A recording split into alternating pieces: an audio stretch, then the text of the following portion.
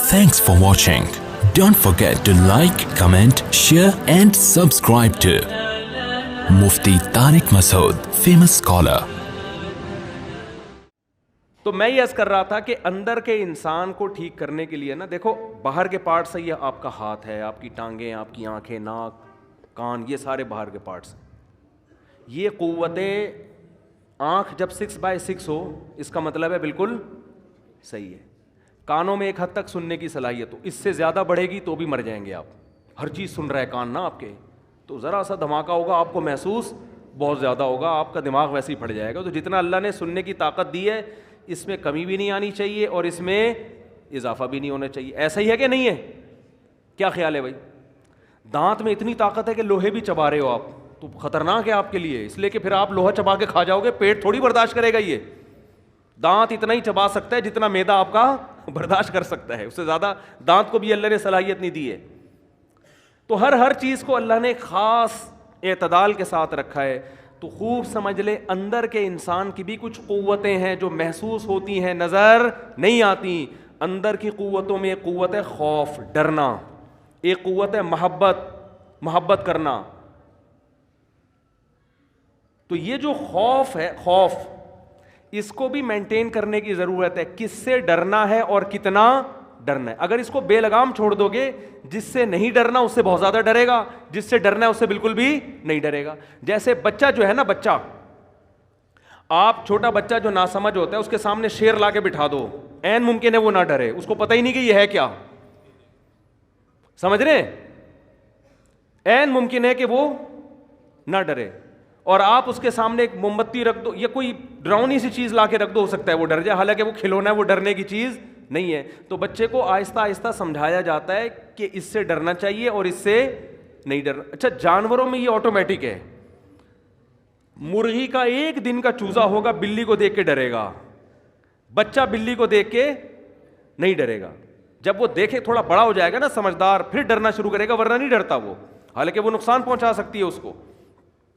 ہماری چھوٹی بچی ہے، اس کو بلی کا نہیں پتا تھا نا کہ بلی بھی مار سکتی ہے. اس نے بلی کو اٹھا کے ایسے ایسے یوں کر کے، ابے ہم نے کہا بھائی اس نے، وہ بلی بھی گھنی بن کے نا بڑے آرام سے، ہم نے کہا یہ تو بلی انجوائے کر رہی ہے، ورنہ ہم یہ پنگا بلی سے نہیں لے سکتے.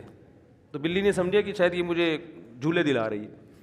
لیکن ماں باپ بچاتے ہیں نا بھائی، مار دے گی پنجہ ونجہ، غصہ آ گیا، بچوں کو نہیں ہوش ہوتا. تو خوب سمجھ لیں، اندر کا خوف کس سے کتنا ہو، اس کو لگام دینے کی ضرورت ہے. اگر یہ بھی آپ مینٹین نہیں رکھتے ہو، یہ بھی ہمیں شریعت نے بتایا کس سے ڈرنا ہے اور کتنا ڈرنا ہے، کس سے زیادہ ڈرنا ہے اور کس سے کم ڈرنا ہے. تو سب سے زیادہ شریعت نے بتایا کہ ڈرنا کس سے ہے، اللہ سے ڈرنا ہے. اور کتنا ڈرنا ہے، اتنا نہیں کہ خوف مسلط ہو جائے. اللہم اقسم لنا من خشیتک ما تحول بہ بیننا وبین معصیتک. اے اللہ، ہمارے دل میں اپنا اتنا خوف پیدا کر دے جو گناہ اور ہمارے درمیان رکاوٹ بن جائے. بس اس سے زیادہ خوف نہیں چاہیے. ایک خاتون نے مجھے واٹس ایپ پہ آڈیو بھیجی مسئلہ پوچھنے کے لیے کہ میں تصوف کے فلانی منزل پر ہوں، تو میں کوئی بزرگ تلاش کر رہی ہوں کہ مجھے تصوف کی یہ والی منزل تک پہنچا دے. پتہ نہیں 17ویں منزل یا 16ویں منزل، سمجھ رہے ہیں بات کو. اور وہ کیفیات نہیں بن پا رہی، اور وہ نہیں ہو رہا، وغیرہ وغیرہ وغیرہ. کوئی بزرگ چاہیے مارکیٹ میں، ایسے بزرگ، ان کے بقول شارٹ چل لیں. یہ تو میں اپنی تعبیر کر رہا ہوں، انہوں نے یہ شارٹ واٹ کا لفظ استعمال نہیں کیا. شادی شدہ خاتون ہیں، شوہر ہیں، بچے ہیں. تو میں مطمئن نہیں ہو پا رہی، میں چاہ رہی ہوں کہ یہ والی منزل اور پھر یہ تصوف میں، پھر وہ جو پتہ نہیں کون کون سی تصوف کی اصطلاحات. میں نے ان کو جواب دیا، میں نے کہا آپ یہ سب کچھ اللہ کو راضی کرنے کے لیے کر رہی ہو؟ ہاں جی، اللہ کو راضی کریں. میں نے کہا 5 ٹائم نماز پڑھیں، اللہ توفیق دے رات کو تہجد پڑھ لیں، 24 گھنٹے میں کم از کم ایک دفعہ اللہ کے سامنے لمبی دعا مانگنے کا معمول بنا لیں. گریبی بھی ہے، تہجد گریبی ہے. اور زیادہ نیک بننا ہے، صبح شام کی تسبیحات، سمجھیں، فجر کے بعد 100 دفعہ تیسرا کلمہ یا چوتھا کلمہ، درود شریف، استغفار، اور شام کو بھی. اور اپنے میاں کو کی شکر گزار بنیں, بچوں کی تربیت کی فکر کریں, اتنا صحت کے لیے بولو کافی. اور میں نے ان کو کہا کہ آپ تصوف کی کتابیں پڑھنا بند کر دیں, ورنہ آپ کی کھوپڑی اوپر سے کیا ہو جائے گی, آؤٹ ہو جائے گی. میں تصوف کا منکر نہیں ہوں. صوفیہ کرام جو پہلے مجاہدے کرواتے تھے نا, اس کا مقصد بھی یہی تھا.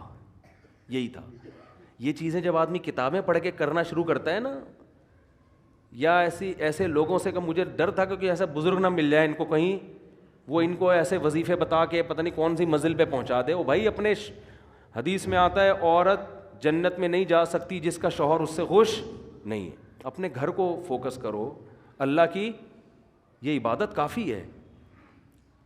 اور عورتیں تو ویسے بھی دماغی طور پہ کمزور ہوتی ہیں, ان پہ زیادہ آپ بوجھ ڈالیں گے تو وہ تو بالکل سیٹنگ آؤٹ ہو جائے گی. تو حدیث میں آتا ہے اللہ سے اتنا خوف مانگ. اور میں نے کہا اگر کبھی کوئی گناہ ہو جائے, غلطی ہو جائے, تو اللہ سے گڑ گڑا کے توبہ کرو اور بھول جاؤ پھر اس کو.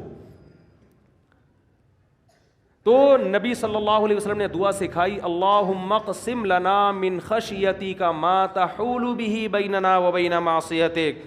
اے اللہ اتنا خوف چاہیے ہمیں کہ جو ہمارے اور گناہ کے درمیان رکاوٹ.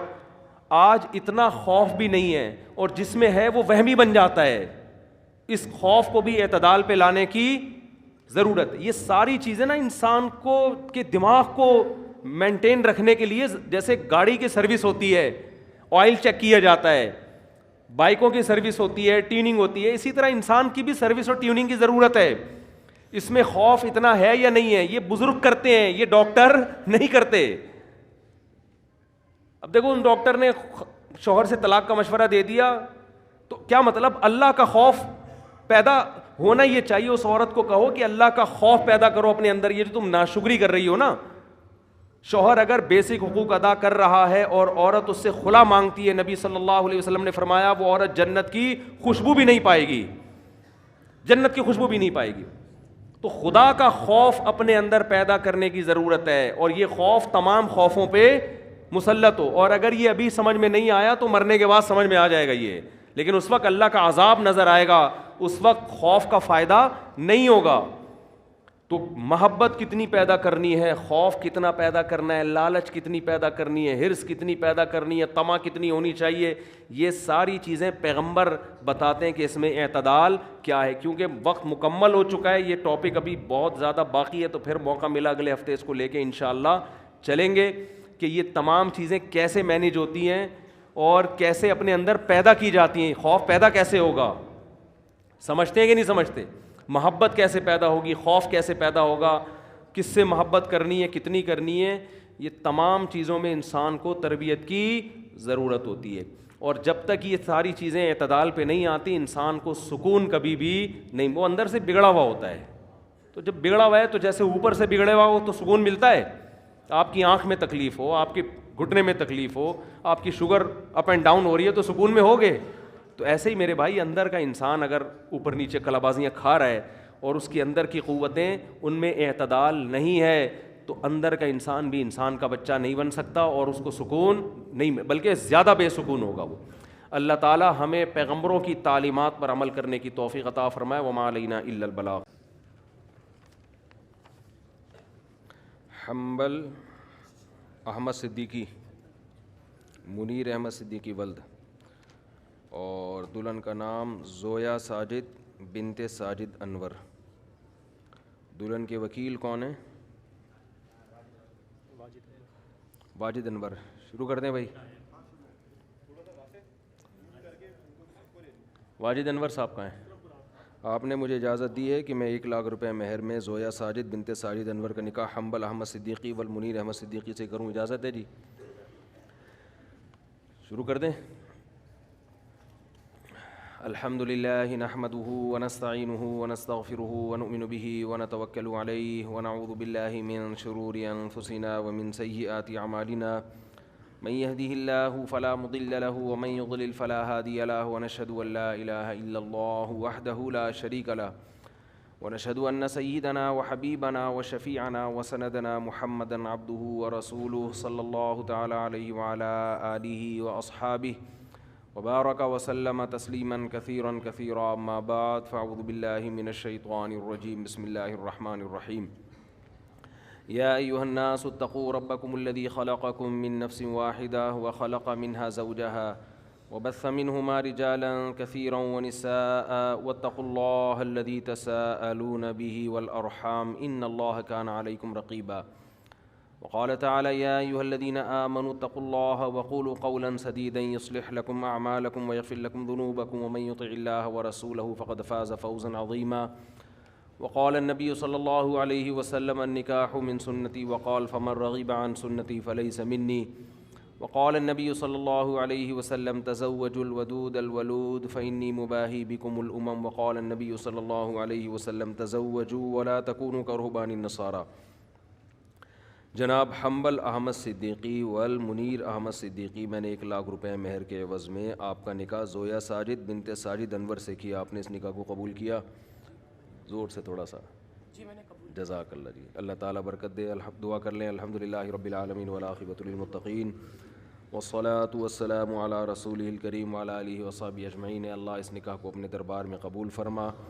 اس کی برکتیں اللہ زوجین کو کامل طور پہ نصیب فرما. تادم حیات کامیاب ازدواجی زندگی نصیب فرما.